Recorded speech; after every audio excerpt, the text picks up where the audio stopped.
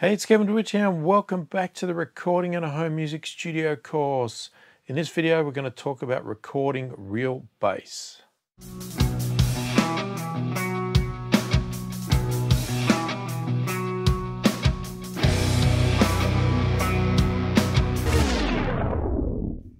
So recording real bass guitar.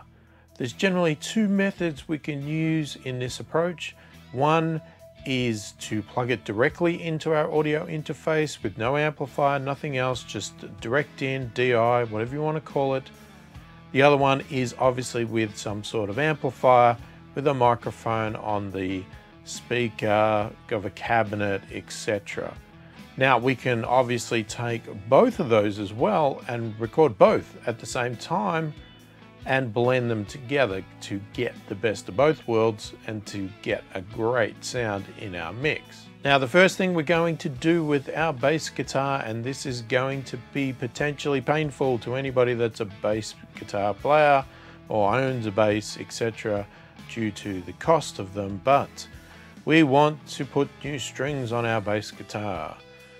If you are someone that never replaces your strings on your bass, now is probably the time to do it when you're about to do recording sessions.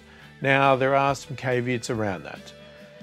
If you like a bass that sounds dead, muffled, and very rounded, I guess, then maybe you want to keep some strings that are a little bit worn, a little bit older, and that is your personal choice. But please, don't do it just out of cost or laziness, because we're talking about wanting to get the best recording we can, and there's nothing better than a nice set of fresh strings on your bass guitar. The other thing we need to do as we are going through this process is tuning our bass guitar. Our bass is generally holding down the main note of a chord, etc., depending on the style you're playing.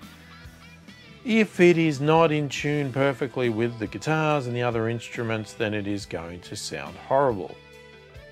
Now, what we want to do is not just tune once, we want to tune every time we hit that record button.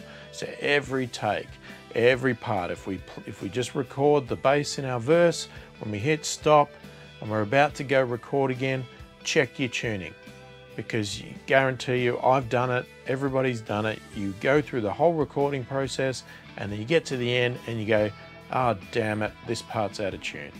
Why didn't I tune my bass? So tune it constantly.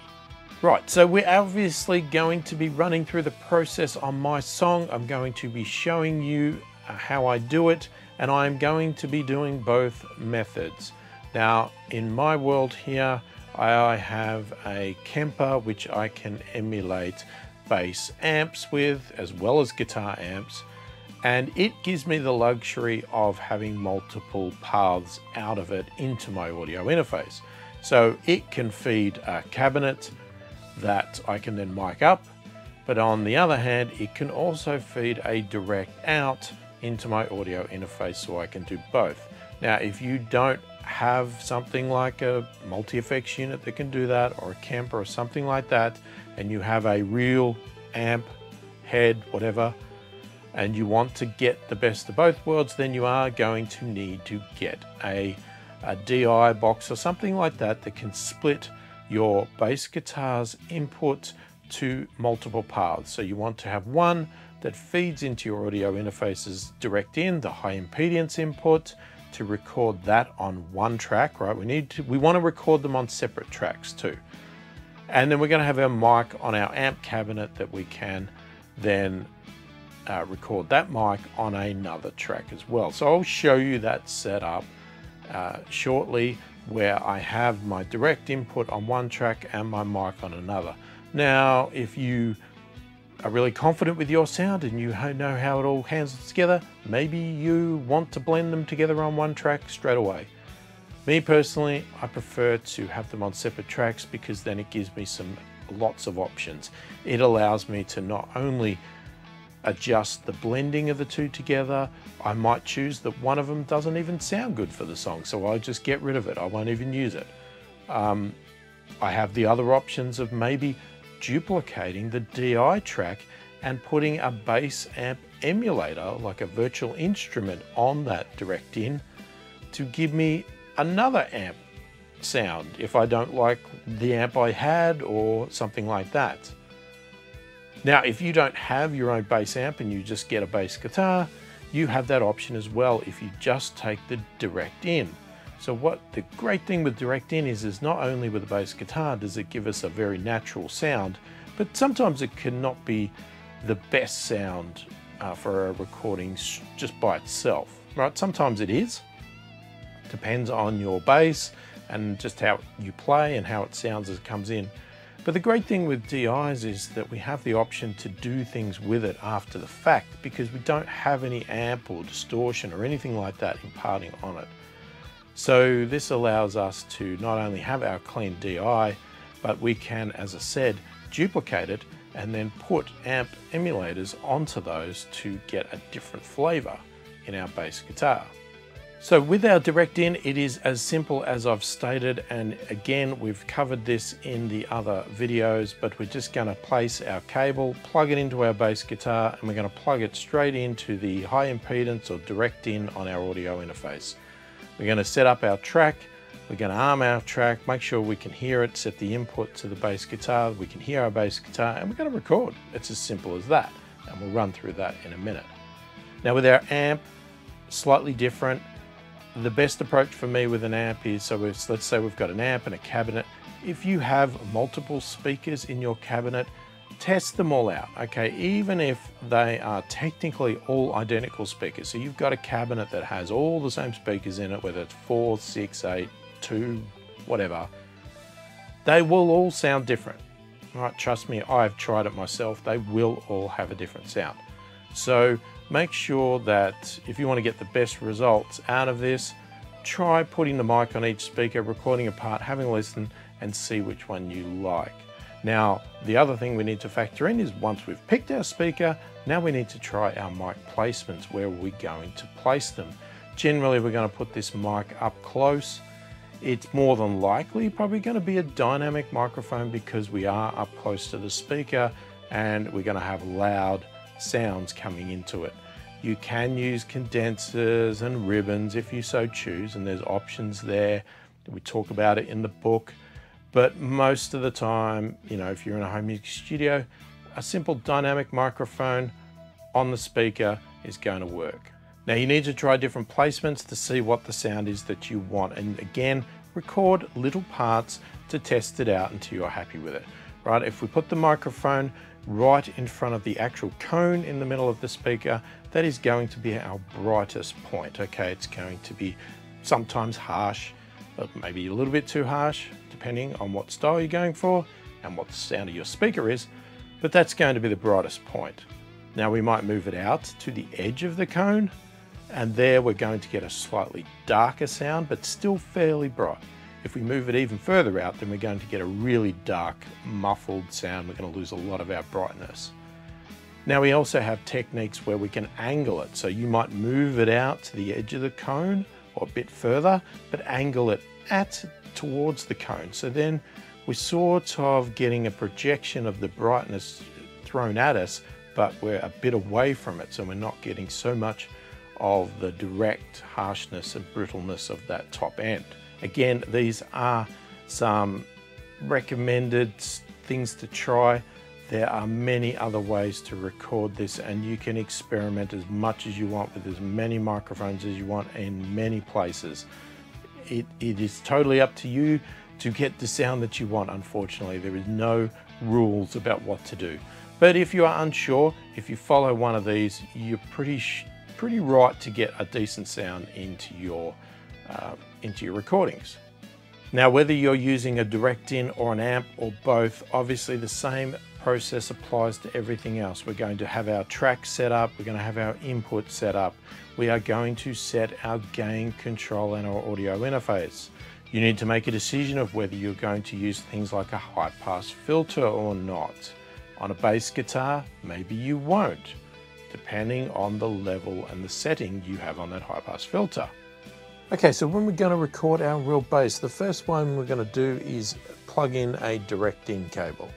And this is exactly the same process as with any other instrument like this, a guitar, whatever else that has a direct in connection or a direct output, and we want to do that. So what we do is we take our cable and a TS style cable, and we're going to plug one end into our bass guitar. All right, so that's going to come out our bass guitar here, and then the other end of it is going to go direct into our audio interface, and in my case it's going to go in to our high impedance channel here, and that should automatically get picked up by our audio interface in the software. Now, as with everything else, when we go to record these units, we want to make sure that we get our sound right. It wants to sound the way we want. We want to have nice, clean, fresh strings on them if possible, and we want to make sure it's in tune. So we need to tune up before we start recording. All right, so once we've got our guitar plugged in, we obviously want to play it and check out our levels. And it's a bit hot, so we're going to turn it down.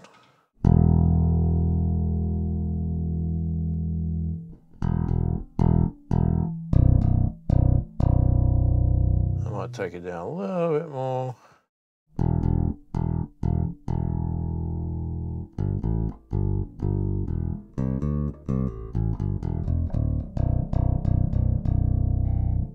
Okay, so that's coming up nice on the interface here, and then what we need to do is we need to add our track.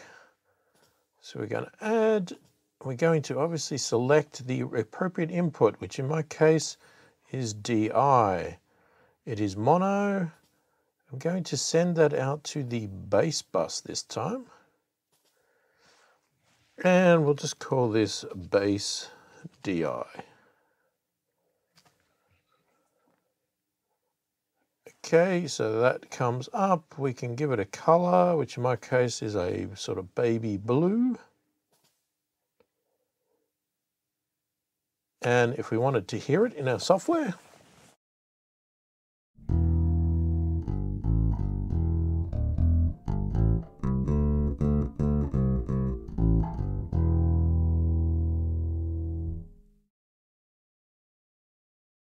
now, because I have direct monitoring in my audio interface, I want to have that monitor off. Otherwise, I'm going to hear sort of a weird, echoey, phasey sound.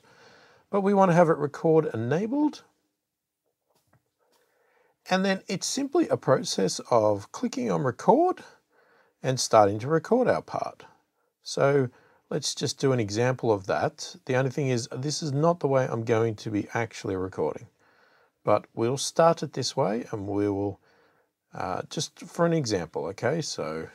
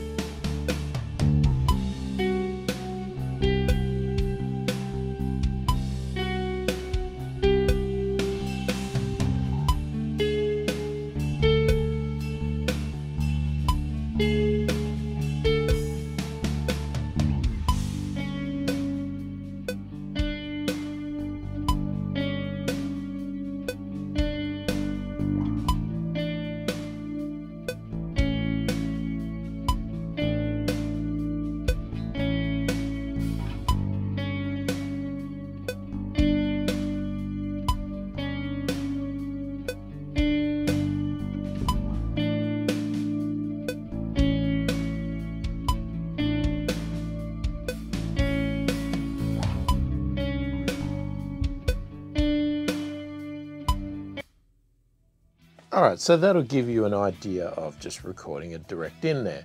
Now I'm actually going to do this a little bit differently, because what I want to do is I'm going to use my Kemper with a sort of an emulation of a bass amp, but I'm also going to have a direct in as well, so I'm going to go for the 2 combo. So I'm going to set that up now. So to do that, what we need to do is with the Kemper, I'm not going to go into the details of the Kemper, you'll need to sort of look that up if you have a Kemper yourself to work out how to do it, but it has the ability to output the amp sound as well as a separate direct out. And all we need to do is plug our cable from our guitar straight into our Kemper, and from there we have multiple outputs. As I said, we'll have a stereo output, which is for our main amplifier sound, and then we'll have another single cable which will go into our direct in on our audio interface for our direct in, and we'll need to set up multiple channels. So I'm just going to hook that up now and get it ready, and then we'll go through that process. Alright, so now what we're going to do is we're going to record the bass properly. This is the way I want to do it. There is another example where I'm going to go through and do miking up a cabinet. Now when I go through that, just keep in mind that the cabinet I have here is a guitar cabinet. Okay, I don't have a proper bass cabinet. I'm not a proper bass player. Also keep that in mind.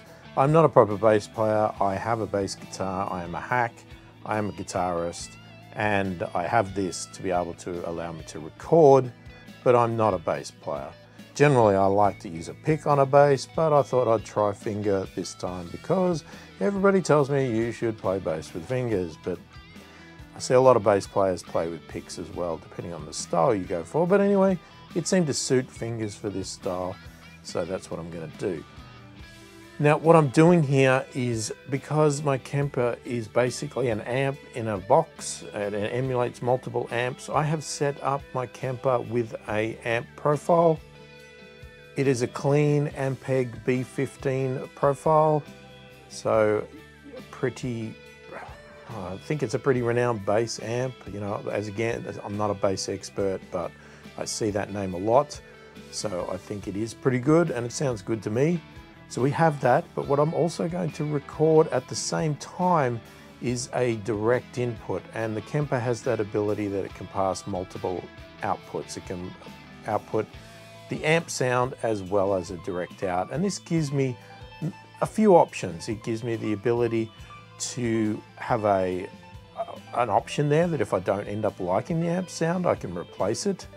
It also allows me to blend the direct with the amp sound, and it also allows me to use a virtual amplifier within the software if I so choose to, again, if I'm not getting what I want out of what came out of the Kemper. Okay, so we've got our guitar plugged in, it's tuned up. What we need to do now is go to our recording software and set up our tracks, and also make sure that our audio interface is getting the tracks, the sound.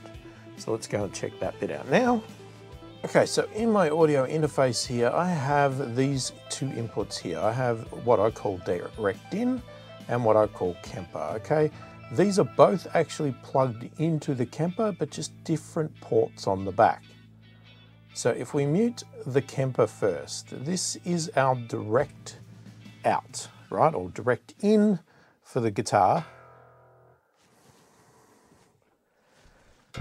And it sounds like this, okay? Now what we want to do is we want to set our gain level,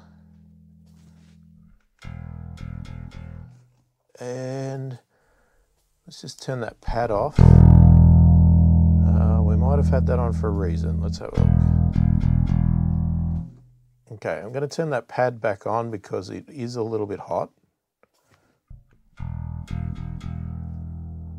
Just means we need to boost a bit. So the pad does a -20 dB cut. So if you ever find that you plug something in and it's just too hot and you can't get the gain control low enough to get it sitting in a respectable level of the meter, turn the pad on, it knocks off 20 dB straight away, and then you got some more room to move with your meters. So we want to play fairly aggressively just to make sure there's no chance of clipping. Especially on a direct in, we really want that clean. All right, I'm going to leave it there. It sounds pretty good to me. Right, now if we mute that, and now we move over to our camper, this is our actual amp sound.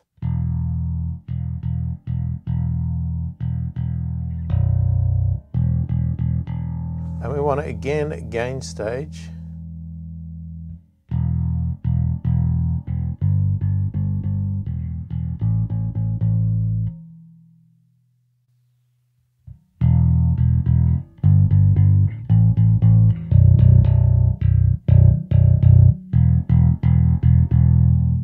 Yeah, that could be a little bit hot there. Now the other thing I wanted to show is this high pass filter here. So at the moment it's turned on, but we might want to turn this off because it's a bass, because this doubles as my guitar as well, usually. So it's set up with a high pass filter because that's what I do on my guitar. But if I turn that off,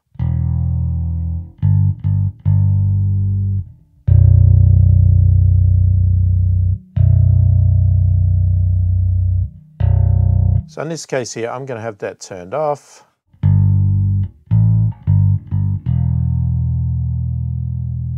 I'm just gonna, okay, I think that's a safer level. Now, when I'm recording, I really only want to hear one of these. There's no point me hearing both, because you can hear it gets a phasey effect. And the reason for that is because the timing is slightly different. The direct in is going to be instantaneous, and the amp itself may be slightly off by, you know, a millisecond or something like that, a slight bit of latency, so you get a phasey sound. Now we can account for that when we have recorded, but just for listening while I'm playing, I only want to hear the amp because that's the one that I'm really listening for a quality sound.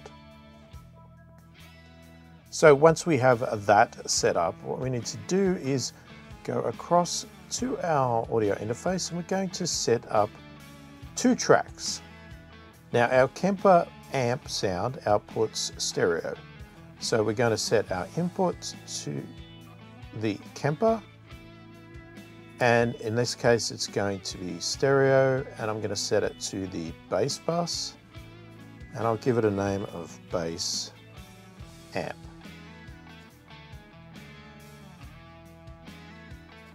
All right, I'm going to set that to our baby blue.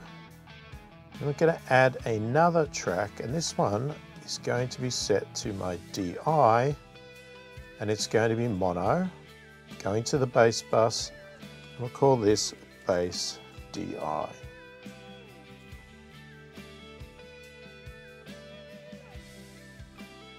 right, and we can monitor each one so we can make sure.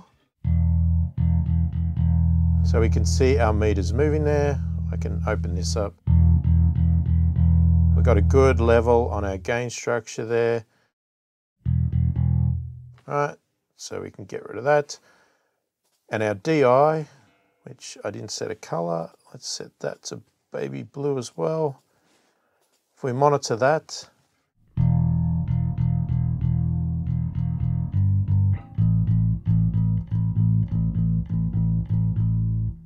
all right, we seem to be getting a good level on that as well. I don't want to be monitoring either because I want to hear what is coming through my audio interface alone.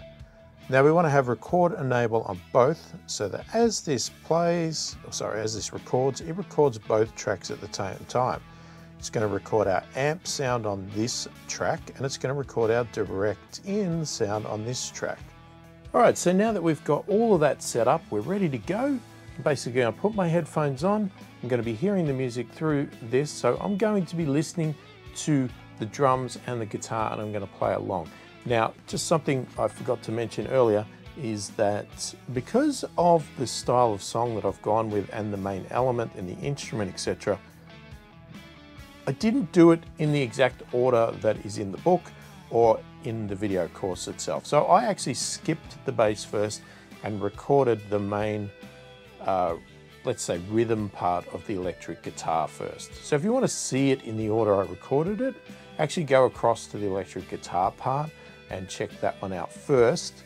But it's not essential that you see that. I do mention it in that one as well that I did skip the bass because there's no bass in it when I record that. So I've now come back to do the bass, and how and what order you do them in is entirely up to you and your song, right? So if the bass was my main element in my song, then I would have done that before the guitar. It's just that the guitar was my main element. It was what we built our whole song off, or are building our whole song off, because that was what I came up with in the rough.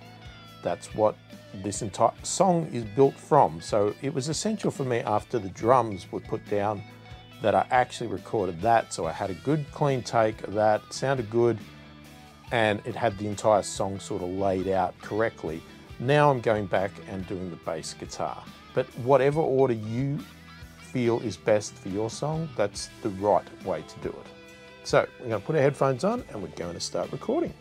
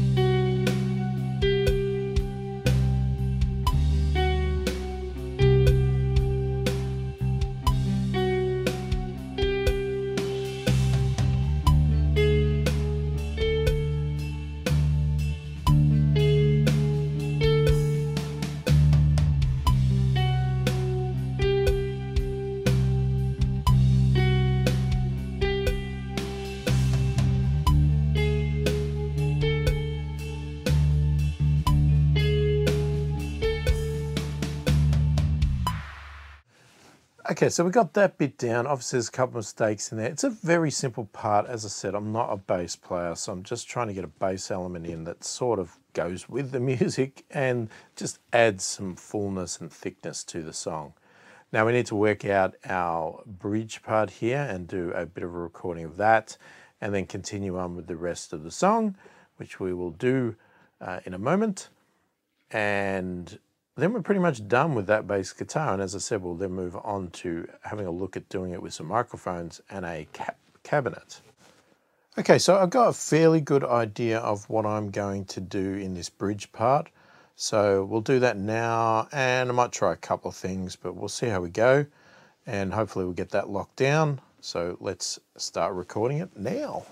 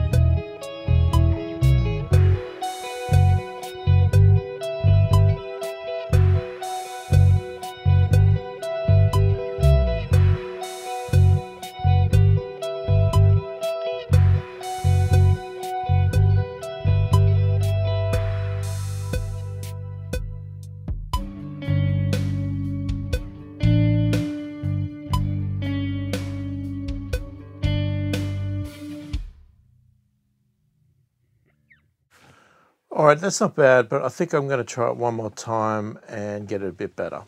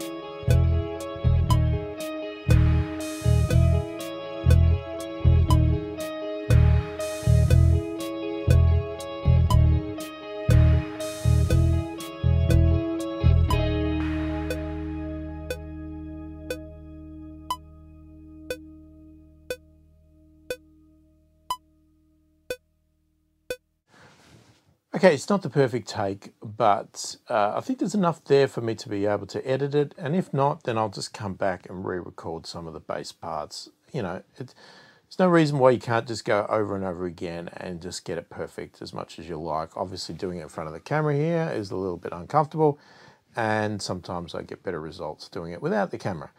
But you get the idea. As I said, there probably is enough there to edit it anyway, and we'll copy and paste a few bits over here and there, and you know, we'll get it sounding great. But I think the concept's there, and I'm pretty happy with how it's sounding right this second. So we'll save our project now, and then we'll get on to having a look at doing it with microphones.